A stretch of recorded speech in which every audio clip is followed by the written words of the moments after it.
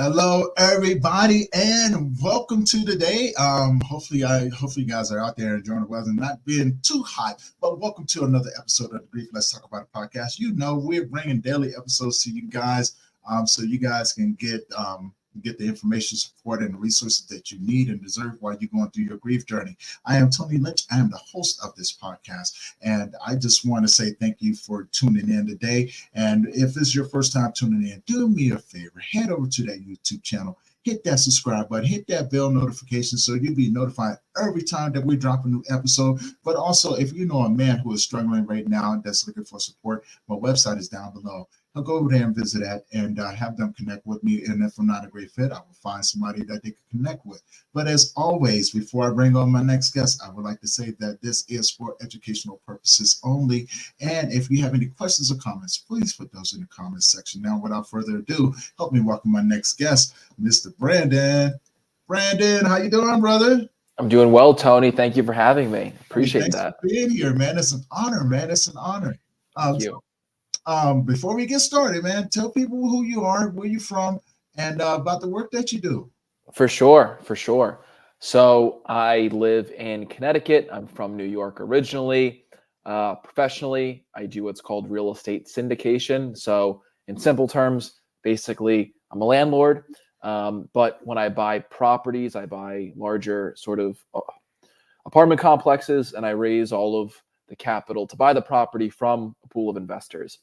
And I got started sort of in that niche area of real estate because I raised money for charity for the past 4 years. So that's just a quick overview.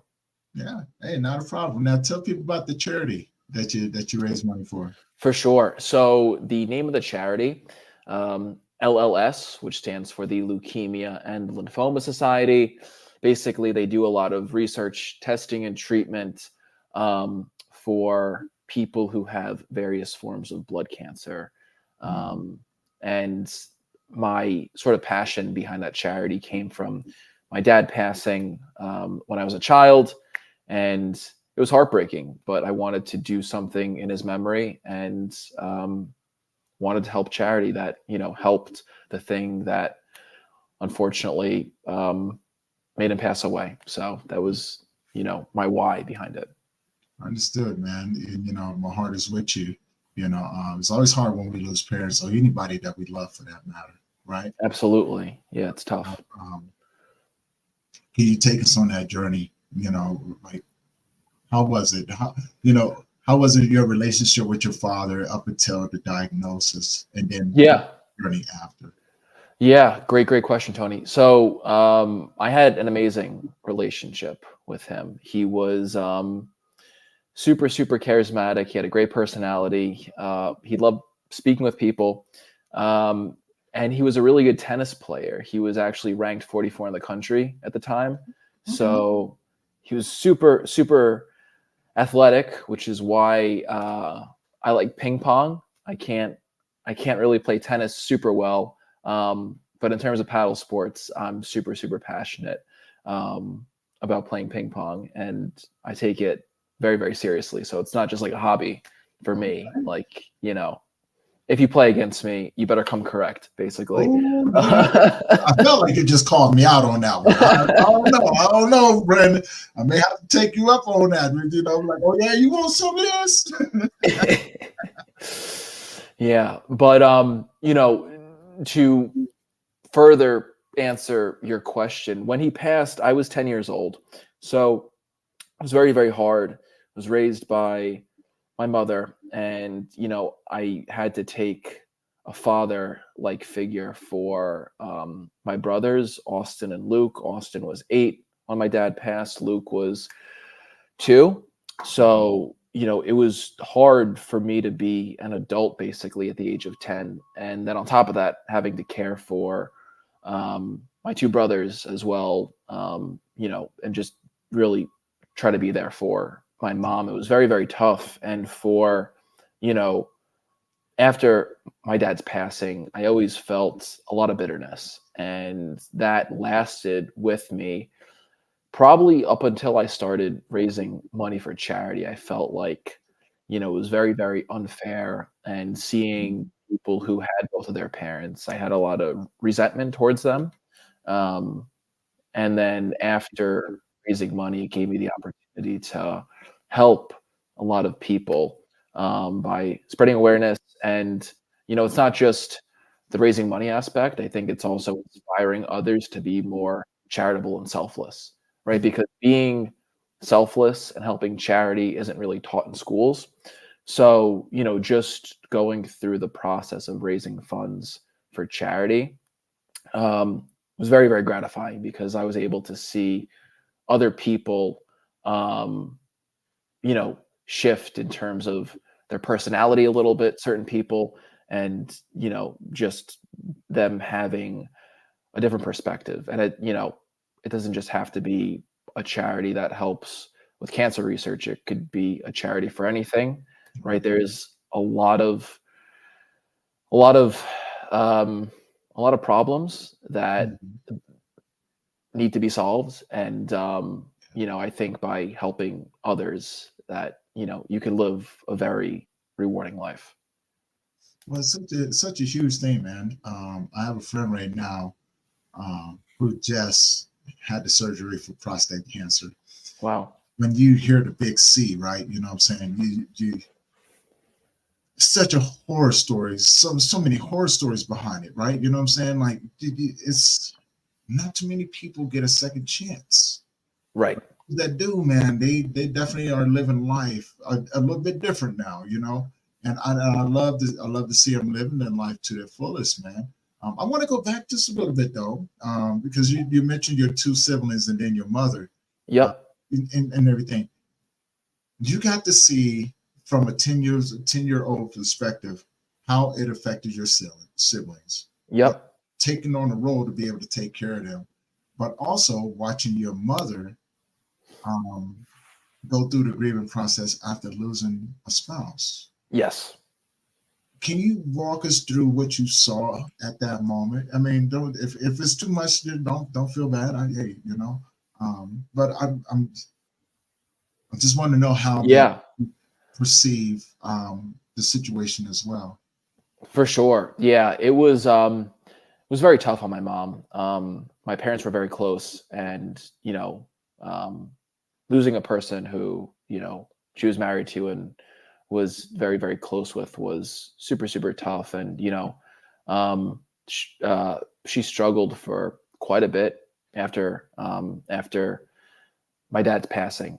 And you know it was not easy, just to see her, deal with um, losing someone that she loved, and also trying to be a child, and all of a sudden having to grow up in like such a short period of time. It was very, very tough.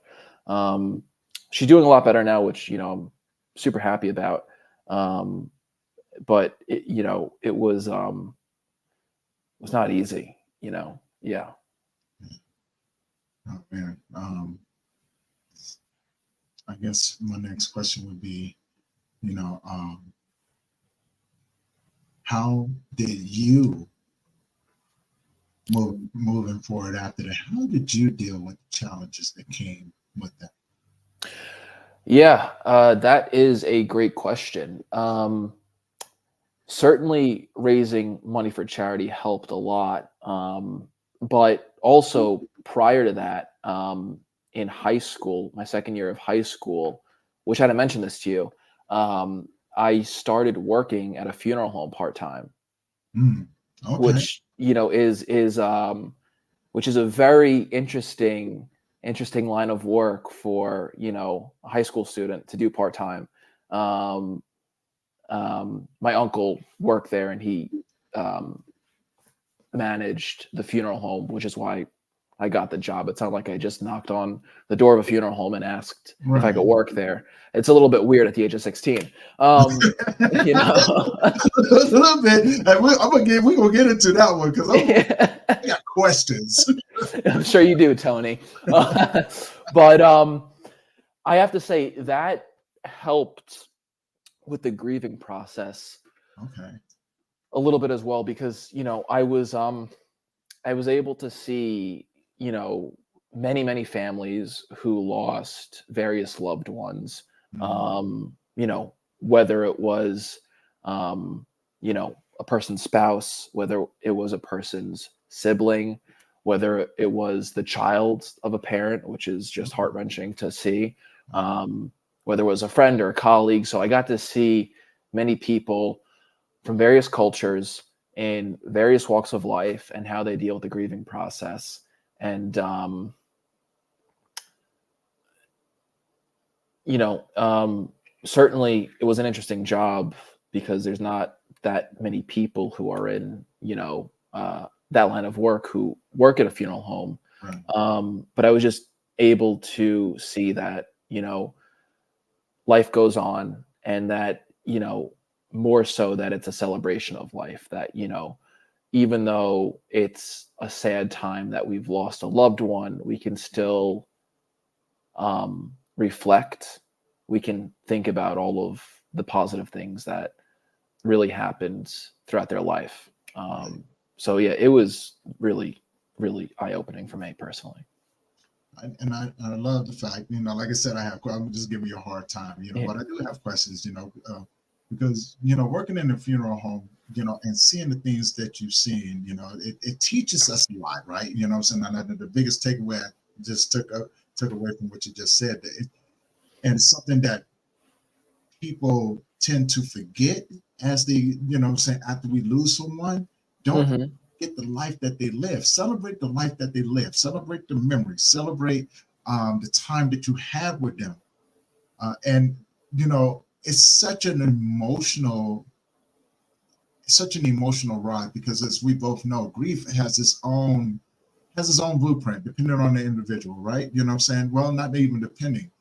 It has its own blueprint, and everyone's going to do grief the way that they need to do grief. And I think that's, for me, that's the most exciting part, is to see individuals do grief the way that they need to do grief, not try to follow what someone else has done, right? And you got to see firsthand, not only, and I find this amazing, working in a funeral home. I look at it as a way of service, right? Yeah, You get to take care, you get to see, and prep this individual, so the family can have that final memory before they lay them to rest. for sure. Yeah, it is. It's super interesting, right? Mm. Because it really depends on the family member and their relationship to the deceased. Mhm. Um, and like if money's an issue, if they already had life insurance, and just seeing like all that play out. And there's certain people when you see them at a funeral, and it could have been um, the spouse of a person who just passed, or it could have been the sibling, and those people are supposed to be very, very close, Mm. to the person who just passed away. And it's interesting because you'll see certain spouses and certain siblings who they show no emotion. And it Mm. could be no emotion for one of two reasons. Number one, because they weren't close with them, which is, I think that's the most heartbreaking thing to see. Right. Um, or number two, that's just, you know, they might think more in like a technical way where, um, or I guess more, I don't really want to call it a logical way, but they just want to have the funeral be over with and then they'll grieve after. So they just want to be present for all of the people who are attending and paying their Mhm. respects. Yeah. Um, and then you have people who are just very, very emotional, and um, it's very, very visible because they're crying, they're screaming. Mm. Um, so it's always an interesting dynamic, Yeah. definitely.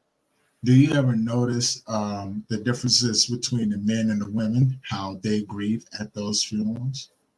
And so, what were some of the differences that you did see? Because and the reason why I asked that, because as men, we have a tendency to hold things back, right? To be there for our loved ones because we're the ones that people depend on. And when it comes to, and I'm not taking away from the women neither, because I know some women, some really strong women that refuse to cry, Right. right? But I also see um, the adverse results Hmm. that come along with that, with not allowing yourself to feel or grieve your loved ones. Right. Um, yeah, that's a great question. I mean, I've seen men, I've seen women as well, cry, and I've seen both of them show no emotion. I think it really just comes down to the relationship with the Mhm. deceased. I would say more often than not, though, men are a bit more reserved Yes. because there's this sort of stereotype that, it's not good to talk about your feelings. Um, if you do cry or if you do show that vulnerability, it's seen as a Right. sign of weakness Right. and that you're not able to provide for the people around you.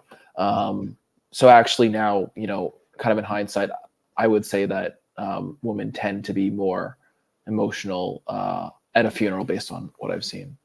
Okay. Okay. And and I'm always curious because I talk to a lot of people. I have friends. I have a colleague that she held it back, and because she had to take on a role after that of being a single mother, etc. Right, and that's culturally right. Culturally, she was taught to be tough to survive in the world, Yes. and and that's why I asked the question, because I was from I like to hear from different perspectives. Is it universal? Is it individual? And I think it's I don't think there's a right or wrong answer to that, right? Because it Hmm. can be cultural, it can be universal, because it is individual, right? And is it can be a combination of all these different things, because grief has its own. It doesn't have a steady blueprint. It's like a Right. jellyfish, right? Yeah. It's like a jellyfish. It can move whichever way it needs to go, whichever way you need it to go, right? And I can only imagine the things that you learned, especially during that grieving process. And so I guess my next question would be, I want to touch on mental health for a little bit, right? Because Definitely. that's a huge thing right there, especially with the work that you do.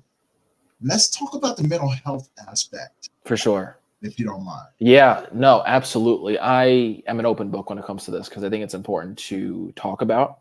Um, you know, for the longest time, um, I would say it started when I was in college, um, and it lasted for about a year, and then it came back in spurts. But I was super depressed um, when I was in college, and it really had to do with my dad passing, and I just felt like I was just robbed of something basically, Mhm. and I don't have a huge family either, so seeing you know losing an immediate family member is tough.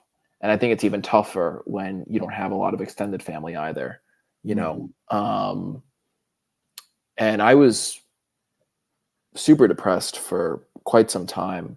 Um, but I got out of it with,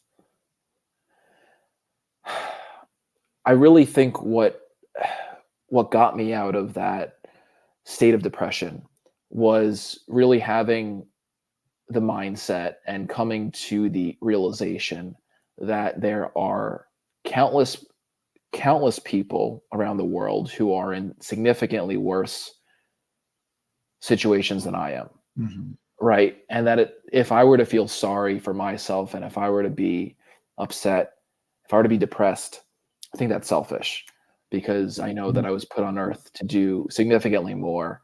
Right. And, there's people who have far less and who are super happy. And then there's people who have everything in the world and they're some of the most sad, upset, and miserable people that you'll ever meet. Right. So the first thing was a mindset shift to really get out of that state. And then, you know, um, secondly, I realized that, it was a really sad thing to have my dad pass away. However, um, let me use this energy to help charity, raise money for it, and do a positive thing that can help a lot of people and to try to see the silver lining in a really shitty situation, basically. Right. Right. Yeah. Now this is a great segue, because I'm gonna ask two questions. When did you get involved with the charities? Hmm. What was that aha moment that said, you know what, I want to go serve, right? But also, I'm curious, getting into real estate. When did you decide to get into real estate and decide that, you know what, I'm gonna become a landlord. I'm gonna buy these buildings and et cetera. Like, I'm curious. When did you have those aha moments? For sure, for sure. So, first came charity, and that's what led me more so into what I'm doing now in real estate. Mhm. Um, so I got involved in real estate around 2020. So just as COVID hit, one of my good friends, had he knew a few employees at LLS, and he thought that it was a great organization for me to help and for me to volunteer with, based on the really close tie that I have with blood cancer. Mhm. So that's what got me involved with it. And then raising money for charity for the past 4 years, and then also having various roles within the world of real estate, because when I left college, I was a commercial real estate salesperson, and then I also did some property management, and I was in the mortgage space. So I felt like I had um, a lot of experience within the world of real estate. And Mhm. then raising money for charity for the past 4 years, it got me, um, you know, uh, basically it taught me how to raise money. So, I listened to a lot of podcasts, read a lot of books, talked to a whole bunch of people, and then I found out that you can buy real estate with other people's money, and that's what's called syndication, basically. So Okay, I'm gonna have to talk to you more about that, because I would like to get a building for my organization because for I'm sure. bringing in a team and everything, and I want to be able to treat them right, get them some office spaces so they can, they have a place to go. But real estate is one of those things. I stick to my own lane. You know what I'm saying? Yeah, I got to stick in my own lane because I'm very, very familiar with it, and that's where I'm the most effective at, right?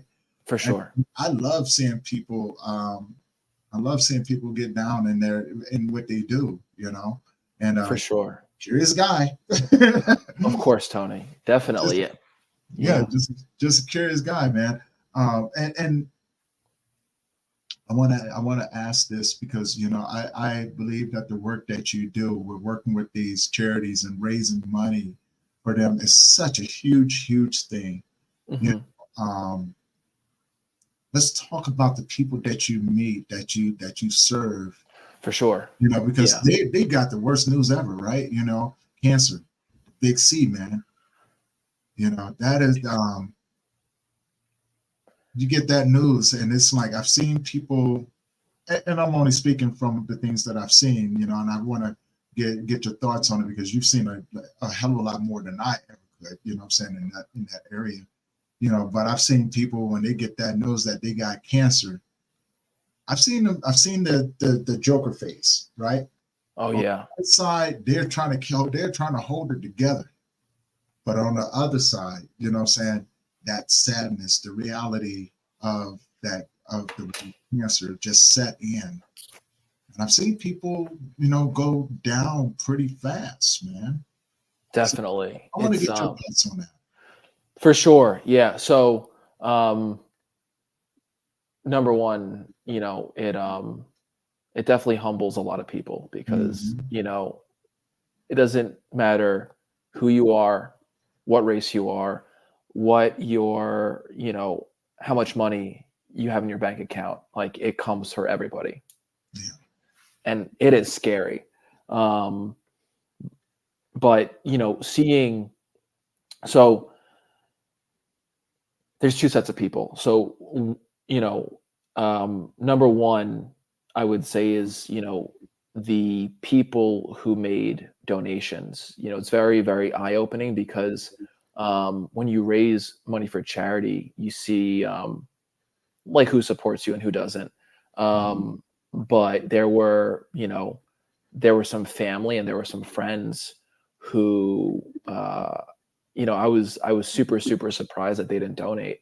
And like I'm not asking for uh, you know a couple $1,000s, but even to give $5 or $10 because of our relationship, or even the relationship that you had with my dad, you know, um, that was just heartbreaking to see. Certain people not even want to make a donation or not acknowledge my text. Like that's pretty insane.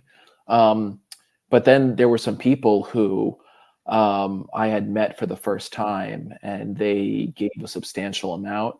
Um, so you know, you really don't know where a donation will come from, which was super, super eye opening.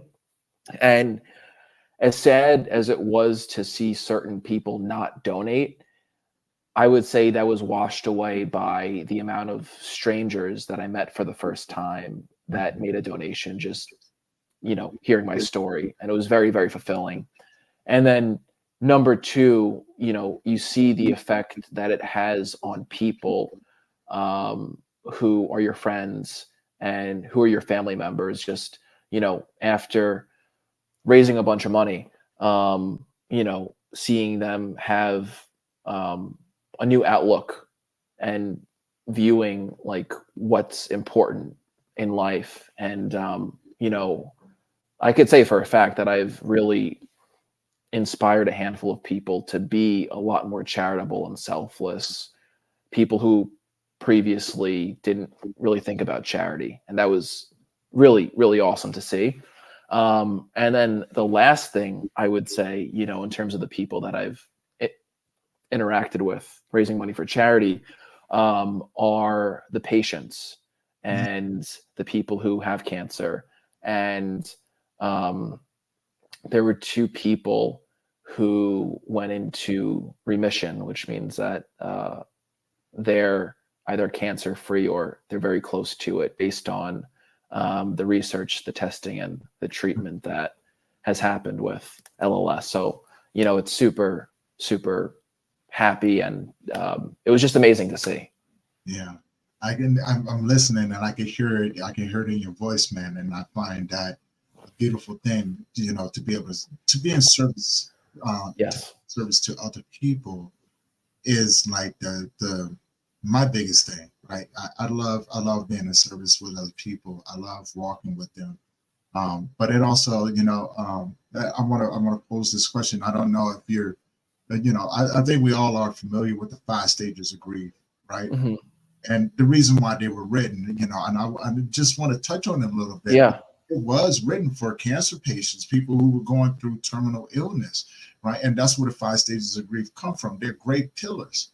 Now, watching and experiencing and being able to be a part of that world with these individuals, um, did you notice? Did you see how they dealt with the information through the 5 stages of grief? You know? That's a good question. Like we weren't when um, the people who were volunteering, when we were volunteering with LLS, we did hear quite a few stories. Not so much from active cancer patients, more so from the family members of the family members who either lost family members to cancer, or people who had cancer and now they were in remission. But hearing them at events, at fundraisers, talk about their experience, really was heartbreaking. There was this one father who, luckily, his daughter went into remission, but just hearing him, tell the story about when his daughter first got cancer, and like where he was, you could just see the pain that was on his face, and it's super, I mean, it really is heartbreaking to see, for sure. Yeah, I'm listening to it in your voice. I could hear the passion from going back to that memory and seeing, having to see that and experience it and things like that. I mean, I would have to, and I don't want to assume incorrectly, but being an empath, we have a tendency of being around other people and feeling their emotions as well. Right. And it can be pretty overwhelming, right? You know what I'm saying? For sure. And on different areas like that. What's your self-care like? Because you're right. You know what I'm saying? What's your self-care like, man? Yeah. So great question. I started to prioritize exercising a lot more, getting, fresh air, eating healthy as well. So there's a really good documentary. It's on Netflix. It's called Hack Your Health. I think that's it. Well, there's a few, but there's one that talks about your gut health. And it's really, it is super, super intriguing, because once you have a healthy gut, or, if you're in the process of really optimizing it and making it super healthy, it can really change your mental state. So there's foods like sauerkraut, like kimchi. There's a few others as well, but those are the main two. Kombucha, which is like a fermented type of a tea, but things that are fermented, they help your gut health. And if you optimize your gut health, that helps your mental state. So I've been really looking into that. Obviously, exercising, as I mentioned previously, vitamin D, I think, is super, super important to have sunlight on your face. And just also being around people who are uplifting. I think it's really important, because you're the sum of the 5 people who you surround yourself with. And it's important to really think about like who you're listening to and what they're saying, because we don't just, eat food, and we don't just,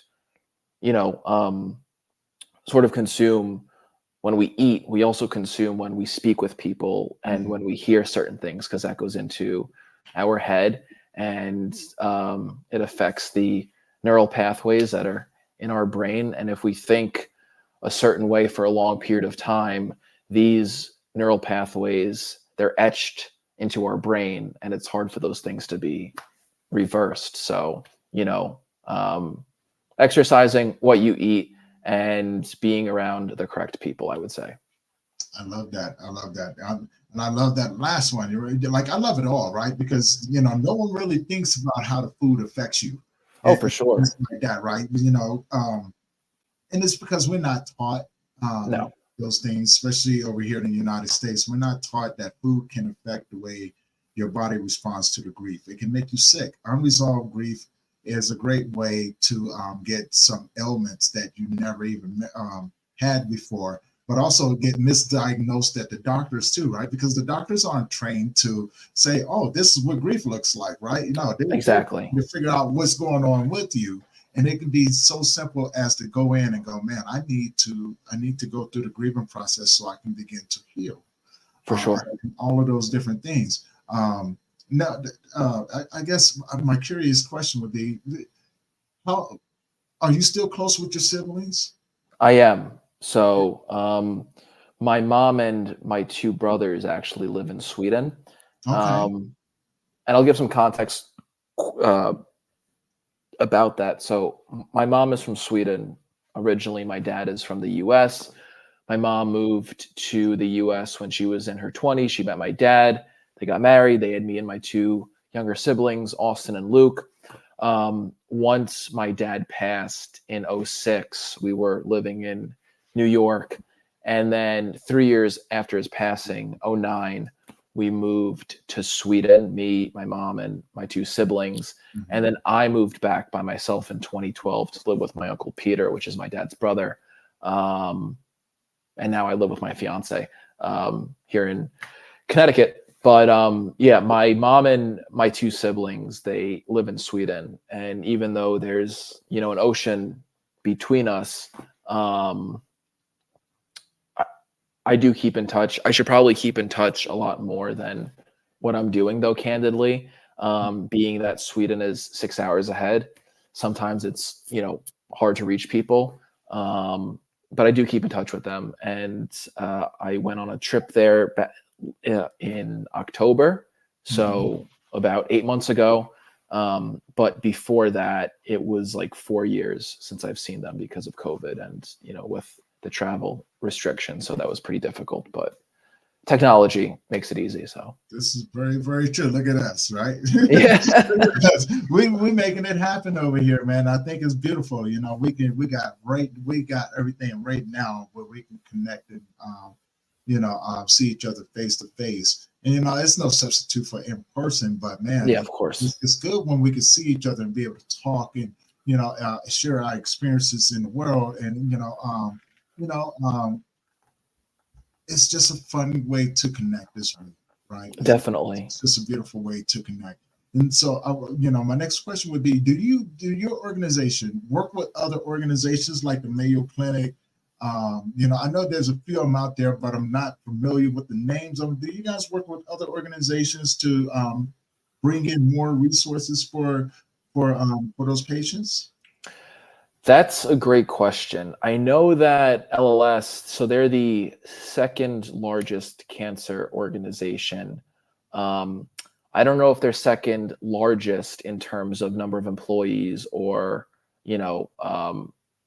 amount of the funds that they have and what they've raised, but they do a lot of work, at least to my knowledge, with hospitals. One of them is a pretty big one in New York called Sloan Kettering. They probably do work with other hospitals around the country. I'm just not entirely certain, but that's a great question. Yeah. Well, I'm always curious, right? Because I a long time ago, this is probably 2000, 2002, 2003, I had a friend who had lymph node cancer. Wow. And I'm in Colorado.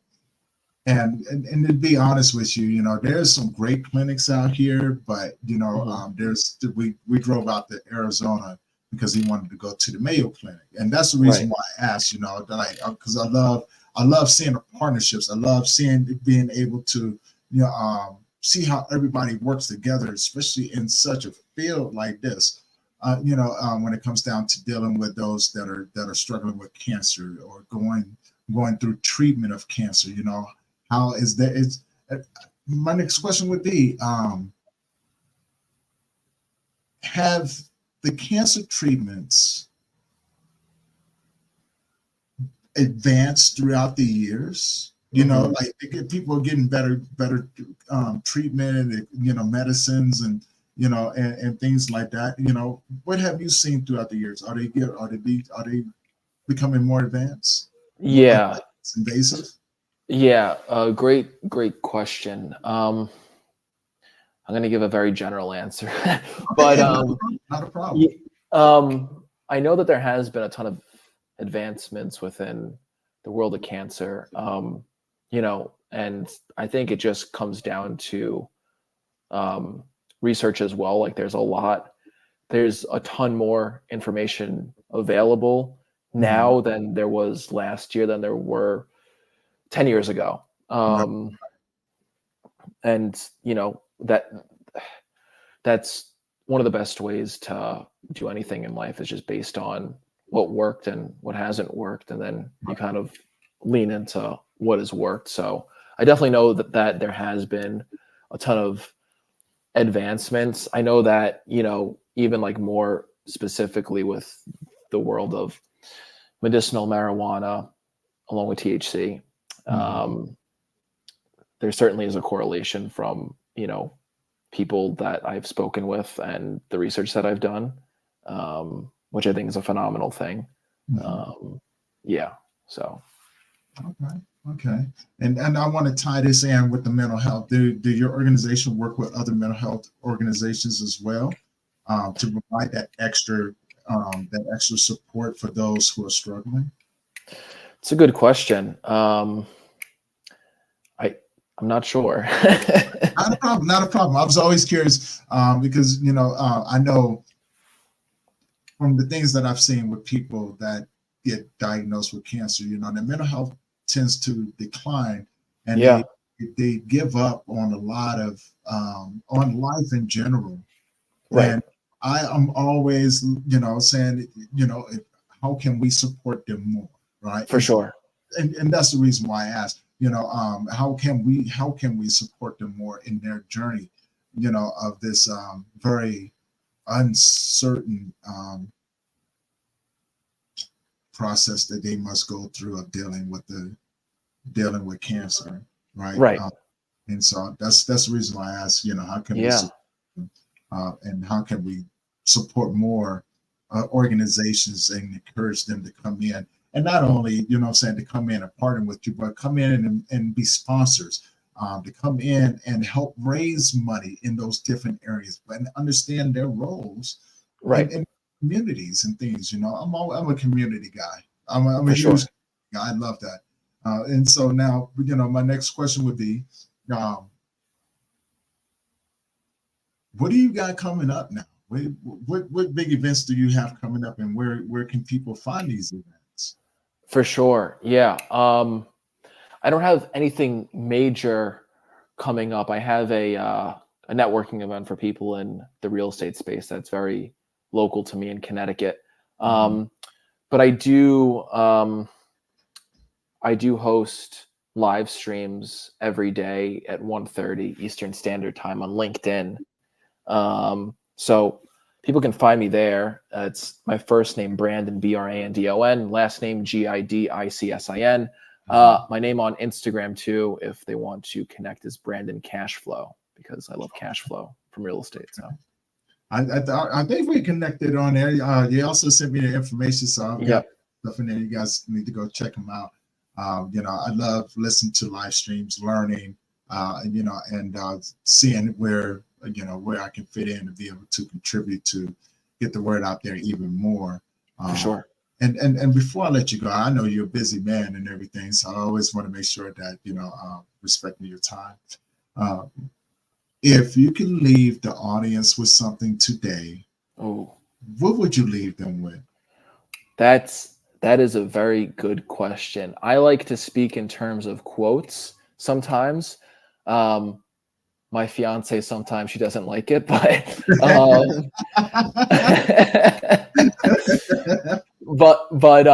but I think that quotes can be very, very powerful, because you can say a lot with just a few words and you get right to the point. So there's two good quotes. The first one is by Muhammad Ali, and he said,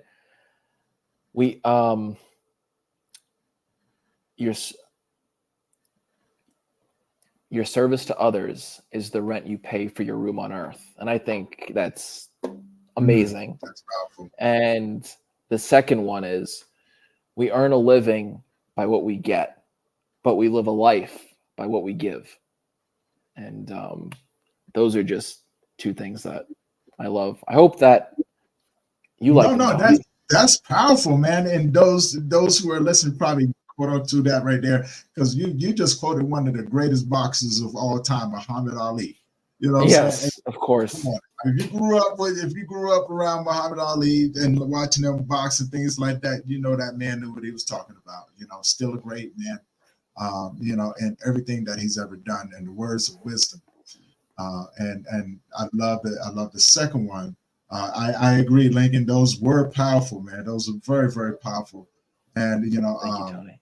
and I just want to say, you know, Brandon, thank you for coming up here, sharing your work, sharing your journey, and you know, just having this conversation with me, man. And that means an awful lot. And you know, let me know how I can encourage to help get the word out there, to be able to support more about the work that you do, and to get people to tune in to your LinkedIn's as well. I know I'm going to be tuning in because I'm I always appreciate about the getting into some buildings and things like that. And like I for said, I'm sure. going to be out to Connecticut, so I'm going to hold you to that ping pong now.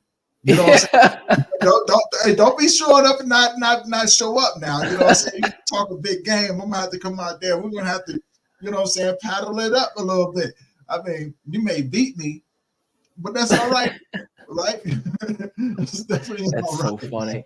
For sure, Tony. Listen, like anytime, any day, you could tell me that, there's a ping pong tournament tomorrow in Mexico and I'll find a way to get down there. I'm partially joking, but you know what?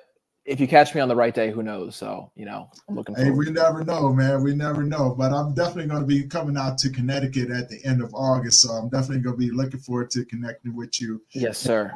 You know, maybe getting a game, a couple games of ping pong. You know what I'm saying? Just kind of break the ice, and things like that. But no, I'll be traveling out there at the end of August, so I'll be Awesome, Tony. look you up, man.